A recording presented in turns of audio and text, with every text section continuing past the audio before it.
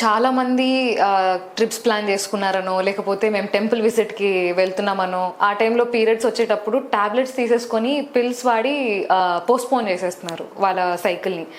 ఇది వాడడం ఎంతవరకు సేఫ్ అంటారు? ఎంత ఫ్రీక్వెంట్గా వాడితే బెస్ట్ అంటారు? పీరియడ్ పోస్ట్పోన్మెంట్ మెడికేషన్ అన్నది we don't suggest them. Usually పేషెంట్సే వస్తారు మా దగ్గరికి, వీ వాంట్ ఇట్ అని, బట్ ఇట్స్ నాట్ రికమెండబుల్. ఎందుకు అంటే మన బాడీ హెచ్పిఓ యాక్సెస్ అని ఉంటుంది. సో అది ఒక సైకిల్లో రన్ అయిపోతూ ఉంటుంది ఎవ్రీ మంత్.